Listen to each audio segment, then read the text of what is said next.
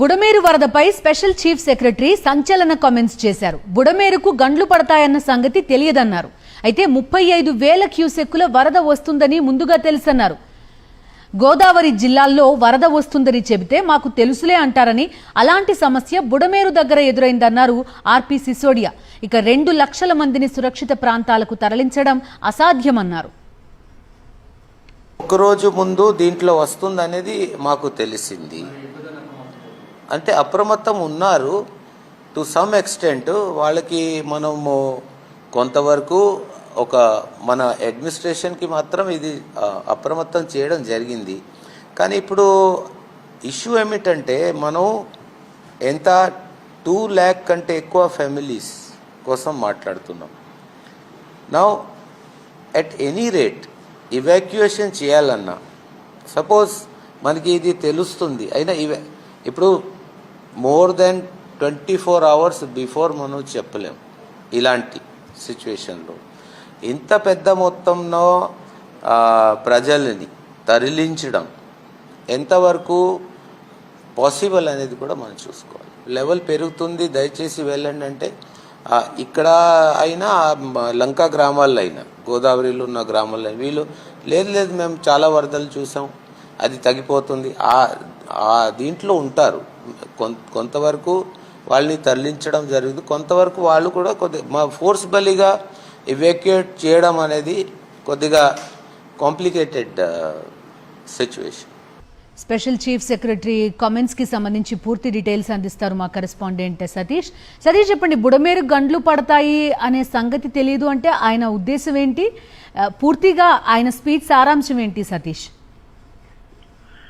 ముందు రాష్ట్ర ప్రభుత్వానికి వరద వస్తుందని తెలిసి అక్కడ ఉన్నటువంటి ఇప్పుడు మునిగిపోయినటువంటి ప్రాంత ప్రజల్ని అప్రమత్తం చేయలేదన్న అంశం అయితే చాలా స్పష్టంగా స్వయంగా రెవెన్యూ శాఖ స్పెషల్ చీఫ్ సెక్రటరీ ఆర్పి సిసోడియా వ్యాఖ్యల ద్వారా అర్థం చేసుకోవచ్చు.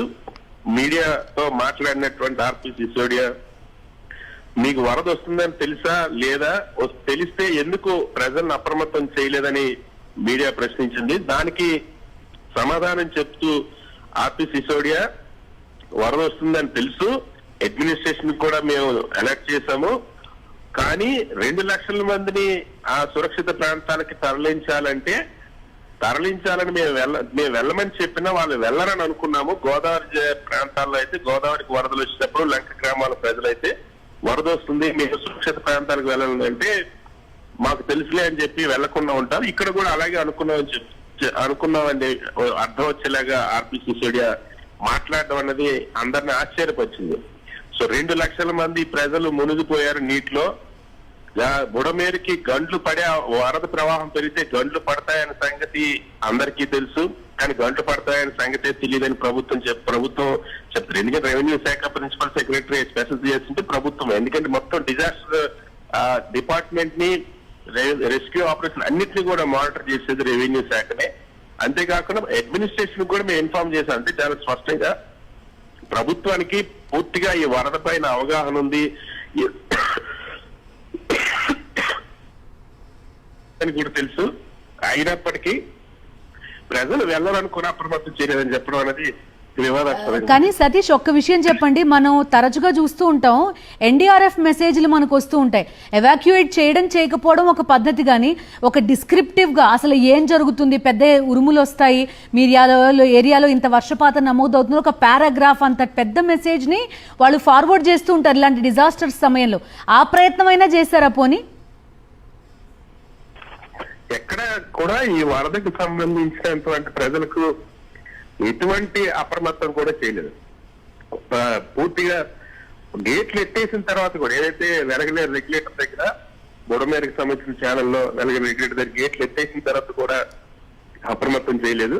స్వయంగా ఇప్పుడు రెవెన్యూ శాఖ స్పెషల్ సిఎస్ ఆర్పి సిసోడియా చెప్తున్నా మేము ఎవరిని అప్రమత్తం చేయలేదు, ఎవరిని సురక్షిత ప్రాంతాలకు తరలించలేదు, అసలు 2 లక్షల మందిని తరలించడం కూడా డిఫికల్ట్ అని చెప్పేసి కూడా మాట్లాడినట్టు పరిస్థితి. 2 లక్షల మంది కాదు, కనీసం అపార్ట్మెంట్లోనూ లేదా ఆ స్లమ్ ఏరియాస్ లో ఉన్న వాళ్ళని వీళ్ళైనా సరే కనీసం సురక్షిత ప్రాంతాలు తరలించుంటే ప్రాణాలు పోయేవి కాదు, ఇన్ని రోజులు వరదలు ఉండేవాళ్ళు కాదు. రాష్ట్ర ప్రభుత్వానికి వరద వస్తుందని తెలుసు, అయినా సరే అసలు సురక్షిత ప్రాంతాలకి తరలించాలనే ఆలోచన కూడా చేయలేదన్నది ఆర్టీసీ మాటల ద్వారా ఇప్పుడు చాలా స్పష్టంగా అర్థమవుతుంది. అందుకనే వెలగలేరు రెగ్యులేటర్ దగ్గర ఆ వాటర్ విడుదల చేసిన తర్వాత విజయవాడ రావడానికి సుమారు 18-20 గంటల సమయం పడుతుంది. ఆ సమయంలో కూడా అప్రమత్తం చేయలేదు. ఒక్క పునరావాస కేంద్రాన్ని సురక్షిత ప్రాంతాన్ని కూడా ఏర్పాటు చేయలేదు ప్రభుత్వం. ఎందుకంటే వరద వస్తుందో తెలిసి కూడా వాటిని ఏర్పాటు చేయకుండా ఉంది. ఆ నిర్లక్ష్యం, ఆ ఉదాసీనతే ఇవాళ 2 లక్షల మందిని వరద ముప్పుకు పడేలా చేసిందని మనం భావించవచ్చు. Okay Satish, thank you.